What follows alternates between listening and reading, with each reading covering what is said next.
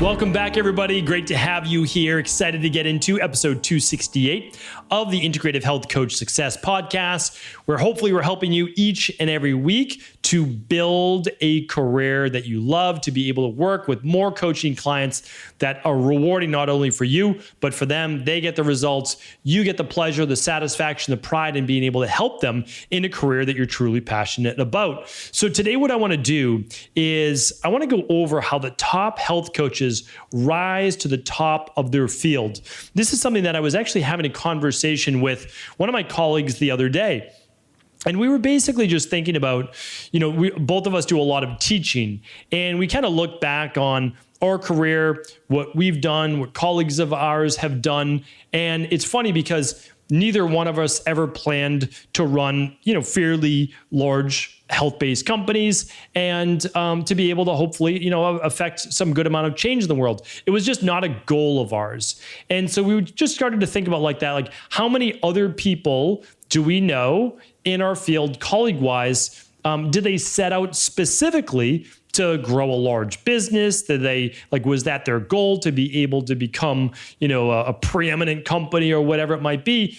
And it seemed that was not the case in almost anyone that we could really think of. Now, there were people we thought of later in their career, like as they got into maybe their mid to late 50s or 60s, where they then kind of took that knowledge and they did try to create a larger company. So that was interesting in and of its own right. It was almost like they created what they wanted to create first. They learned from that. Then they said, oh, there's an actual system to this. And so I think that was fascinating as well. But here's what it is. It's essentially a Venn diagram. So if you're looking to become kind of the go-to person in your field or just develop a more successful practice, without a doubt, I've been doing this for 25 years, colleagues of mine, 20 to 30 years. And so this is at least what I've come up with. And it seems to be a Venn diagram, which is essentially, two circles linked together, almost like the equal life symbol that we use, right, for like unity. But then it's also an additional circle below.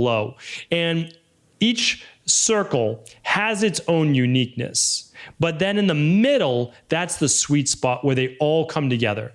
And where they all come together, when that happens, that's how you get a coach that rises to the top. Now, you don't have to be doing it on purpose, honestly. I just feel like with a lot of the top IHPs and Equal Life Ambassadors and those types of people, I don't think that they tried to do it on purpose. But the nice thing is, if you have a system, you should try to do it on purpose. And it's going to make your success that much faster, that much easier. All right, so let's get right into it. The first circle is this. It has to be something, you need to participate something in your career that you're good at. So the thing is, people can try to go into finance. I had friends from college, they went into finance because they believed it was the right career path for them to become successful, to make money, to make their parents proud, to go to school for 4 years, et cetera, et cetera. Now, when they got out, some of them made it, some of them didn't. You know why? Some were just not that good at it. That's the truth. They just weren't that good at it. They could be fine. They were adequate, but being adequate is not going to allow you to get to the top. Now, could they have doubled down, taken additional certification, done additional studies? They absolutely could have. Would that have made them better at their field? 100%, without a doubt. But it's because of the second circle why they didn't do that. And it's because it was something that they weren't passionate about. Okay, so let's look at this. First, something you're good at. Second, something you're passionate about. Okay, let me even share it from a different angle. When I first started getting into the health industry, I knew nothing about nutrition. Literally, if I did during all of my high school sports, I would not have been drinking, I remember Arizona or Snapple iced teas before and after practice. I would not have been eating a slice of pizza. That's, before a practice, whatever it is. Those are not things you do when you know a lot about nutrition. I didn't know about nutrition. Only thing I knew about exercise is what I was taught from my coaches in my sports. That's it. So something I was good at? No, I was not good at it. Okay, but here's the thing. Especially when I got sick, trying to get well, didn't know anything about getting healthy. but didn't at all, right? Take antibiotics when you get sick. That's what I knew. All right, here's the thing, but I was passionate about getting well. I was passionate now about learning about nutrition. I was passionate about learning about at-home lab testing. I was passionate about learning about exercise. So then what did I do? I then got a certification from the American Council on Exercise. Then I got one from the National Academy of Sports Medicine. Then I got one from the National Strength and Conditioning Association. And I just kept getting certifications. Right? I got my, I can't even remember it anymore, but my original nutrition certification was like the National Associations of Sports Dietitians, something like that, or dietics. Can't even remember at this point. But that's what I did. I was passionate, but I wasn't good at it. So what I had to do was understand that, okay, in order to get good, I need to study the things of the people like that my mentors had that I looked up to. So if I looked up to Mark Verstegen, if I looked up to a Juan Carlos back in the day, if I looked up to Coach Boyle, if I looked up to any of these people, I'm like, oh, they all have their National Academy of Sports Medicine, and they all have their National Strength and Conditioning Specialist or Association, CSCS. So it was easy for me. I said, that's what my mentors have. I'm going to go get that too. And so that was easy enough. I didn't need to go back to school for 4 years. I don't think anybody, honestly, needs to go back to school for 4 years unless it's like it's just built within you that you need to. Within that 4-year time frame, you could literally get 8 great certifications. And just, I don't know, it's just a different mentality that I'm leaning more towards, because what really matters is like doing as well.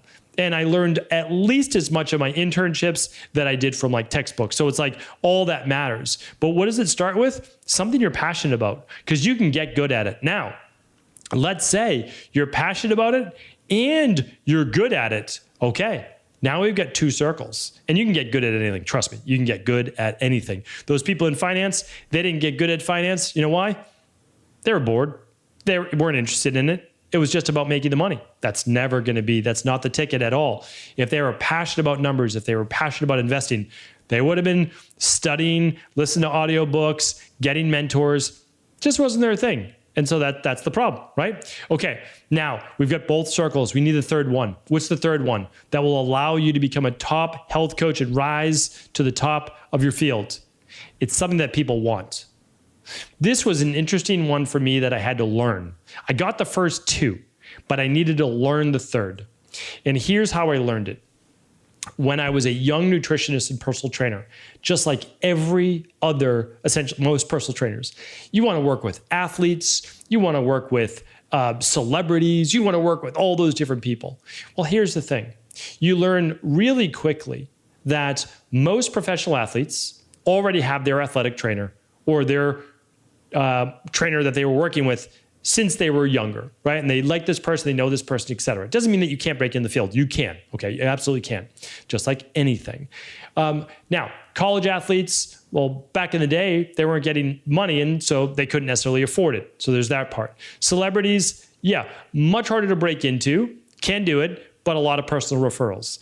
So what does your average person want? Like, what's something people want? They want body transformation. Like the majority of people that hire a personal trainer or nutritionist want to lose weight or gain weight or transform their body in some way. It's 70 to 80%. Like it is that I've been in this field for long enough, and I know people who are in the field even before me, and that is what they wanted, right? Like that's what they pay for. So it has to be something that they want. So when I ask you, what is your niche? Your niche nowadays. So not back in the day. So when I had a studio and my wellness center and all that in Boston, and let's just say it was the one let's say it was even pre-internet, right? You need to work with the general population, but now you can really come up with a niche. It can literally be nutrition for tennis players. And you would have a big enough niche because of the online world, right? But it probably wouldn't be a big enough niche just in Medford, Massachusetts, where I grew up, right? So the thing is this, you can find the niche, but it has to be that something that people want and are willing to invest in. So there are some things that people want, but they're not willing to invest in. And so you have to keep that in mind. So you develop all of these things almost all in the same way. And we have previous podcasts on this. Find something you're passionate about. Oftentimes it's how you healed yourself or people like you. It's almost the easiest way to start, Okay. And you can go to ihp.coach/podcast for additional shows on these topics. Then you get good at that thing. You take certifications, you learn, you read books, you listen to podcasts, etc. And then you develop out of that a business plan of how you can help people providing 1, 2, or 3 services within that niche. And that's something that you already know people are interested in. Really difficult to create something from scratch that you don't know if it's going to work or not. Yeah, in the future, do that. But that's why I said those 50, 60-year-old plus that, want to get into like new things, great. But they already know it works. They've been doing that. They've had a successful career. Create a successful career using these 3 pillars, and then go on to create whatever it is that you want. Many groundbreaking things, and I would, of course, love to hear about those as well. So hopefully today's show was helpful. We'll link up the 3 big takeaways as well as previous shows at ihp.coach/268. Take care, everybody. Have an amazing day.